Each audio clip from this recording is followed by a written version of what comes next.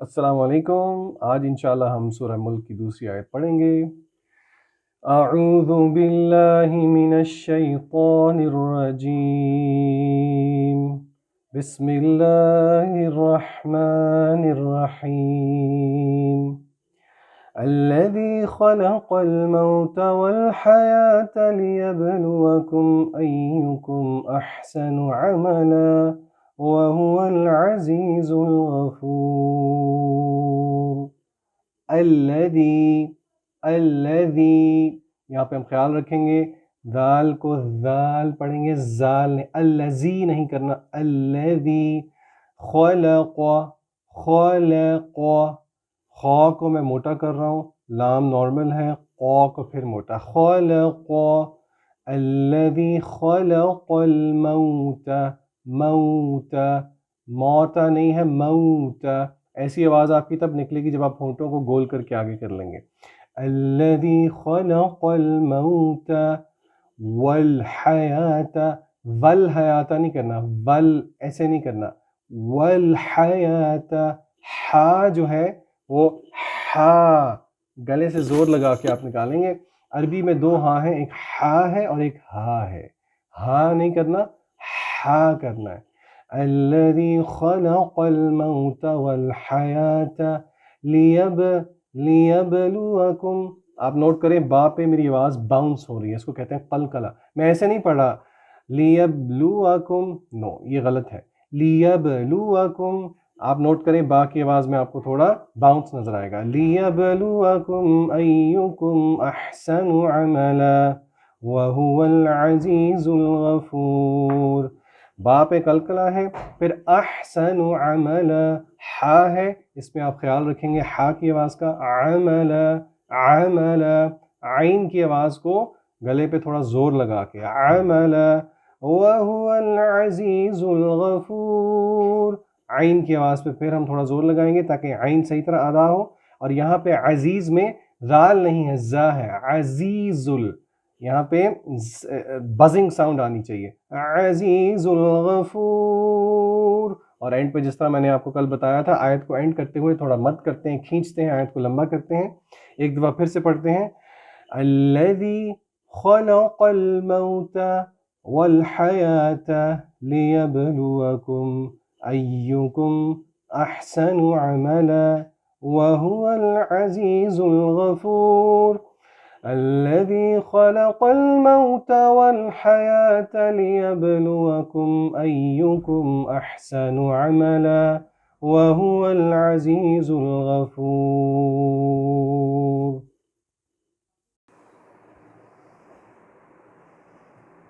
نحمده ونصلي على رسوله الكريم، بعد أن أقول أعوذ بالله من الشيطان الرجيم، بسم الله الرحمن الرحيم، الذي خلق الموت والحیاة لیبلوکم ایکم احسن عملا۔ انشاءاللہ آج ہم سیکنڈ آیت کی ایکسپلینیشن دیکھیں گے، اور ٹوٹل 4 پوائنٹس ہیں جن کے بارے میں بات کروں گا انشاءاللہ۔ سب سے پہلے آپ کے سامنے میں اس آیت کا ترجمہ رکھتا ہوں۔ اللہ تعالیٰ کہتے ہیں الذی خلق الموت والحیاة، وہ اللہ تعالیٰ یعنی کہ وہ اللہ جس نے الذی خلق الموت، موت کو پیدا کیا، تخلیق کیا، الذی خلق الموت والحیاة، اور زندگی کو پیدا کیا۔ کیوں پیدا کیا؟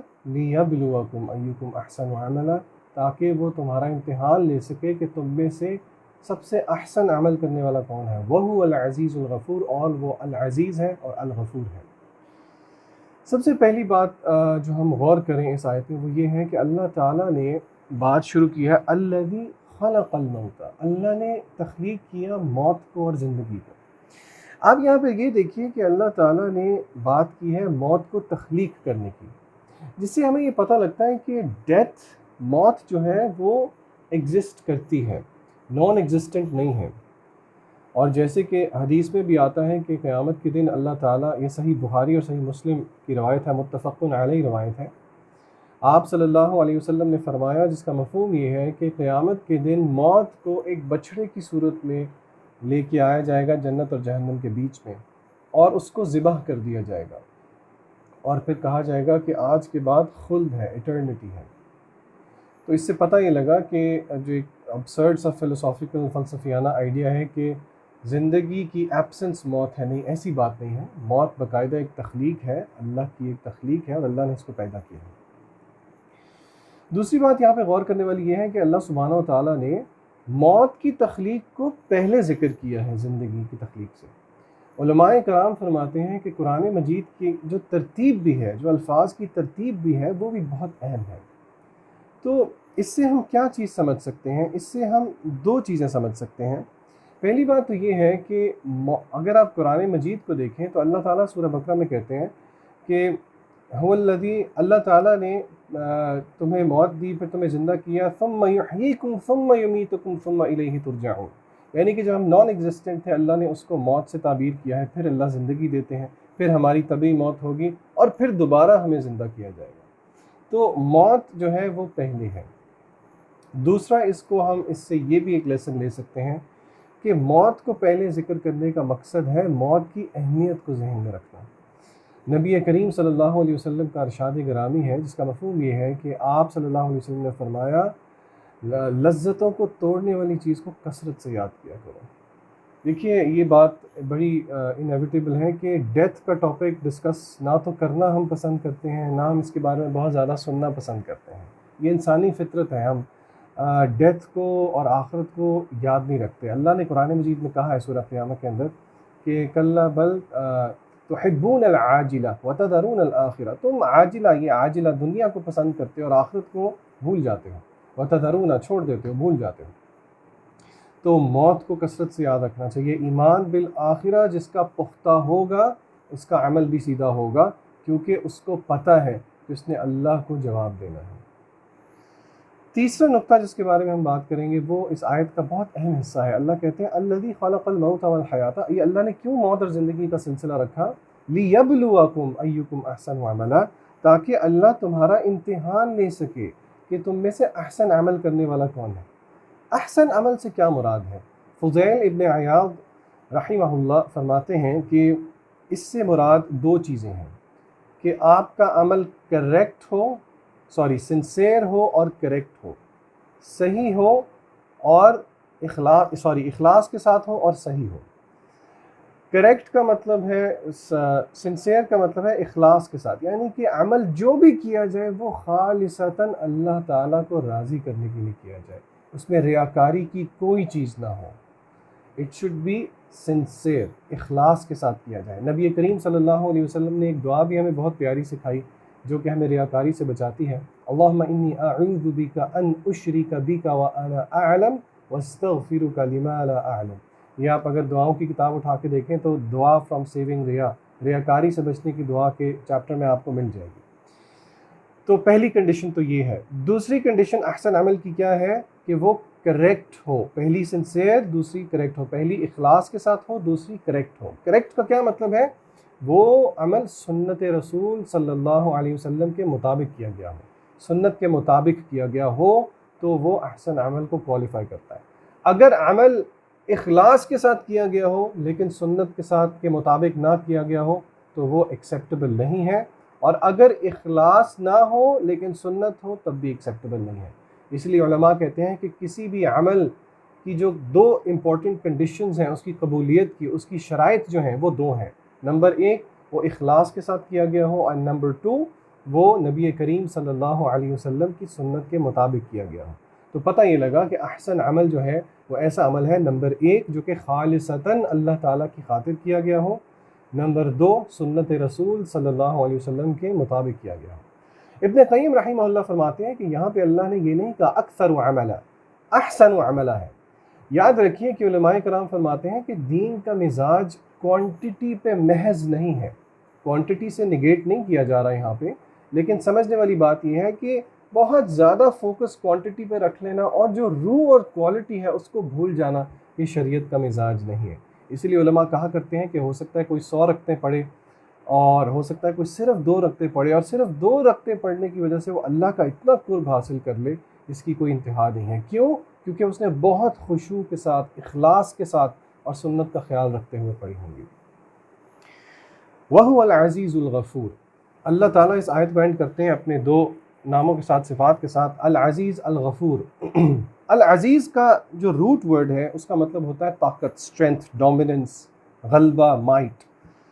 اس کے بارے میں علماء کی مختلف آراء ہیں۔ العزیز سے مراد ہے کہ جس اللہ کے حکم کے یعنی کہ اللہ کے حکم کے تابع ہونا، ہر چیز اللہ کے حکم کے تابع ہے اور ساری طاقت اللہ تعالیٰ کے ہاتھ میں ہے۔ اللہ has subjugated all things، اللہ کی مرضی کے مطابق ہوتی ہے، اللہ ڈومیننٹ ہے، اللہ غالب ہے۔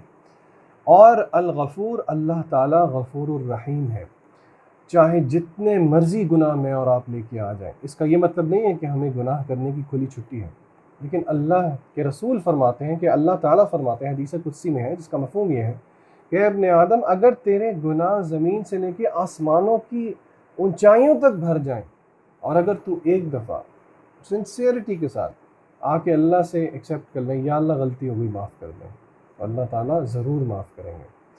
آپ نوٹ کریں کہ ان دو آیتوں کا، ان دو ناموں کا بہت گہرا تعلق ہے جو بات اس آیت میں کی جا رہی ہے۔ زندگی موت میرے اور آپ کے اختیار میں نہیں ہے، یہ غلبہ یہ کس کے ہاتھ میں ہے؟ یہ اللہ کے ہاتھ میں ہے۔ کون اپنی مرضی سے پیدا ہوتا ہے؟ کون اپنی مرضی سے فوت ہوتا ہے؟ کیا پیارا منظر اللہ نے سورہ واقعہ میں کھینچا ہے اپنی اس طاقت کو سمجھانے کے لیے۔ اللہ تعالیٰ کہتے ہیں فَلَوْلَا إِذَا بَلَغَتِ الْحُلْقُومَ وَأَنْتَ حِينَئِذٍ تَنظُرُونَ وَنَحْنُ أَقْرَبُ إِلَيْهِ مِنْكُمْ وَلَٰكِن لَا تُبْصِرُونَ فَلَوْلَا إِن كُنتُمْ غَيْرَ مَدِينِينَ تَرْجِعُونَهَا إِن كُنتُمْ صَادِقِينَ۔ جس کا مطلب یہ ہے کہ اللہ کہتے ہیں، جس کا مفہوم یہ ہے کہ جب روح حلق تک پہنچ جاتی موت کے وقت اور تم سب دیکھ رہے ہوتے ہو، اللہ کہتے ہیں کہ میں تم سب سے زیادہ قریب ہوتا ہوں اس وقت مرنے والے کے تم سے اپنے علم کے مطابق۔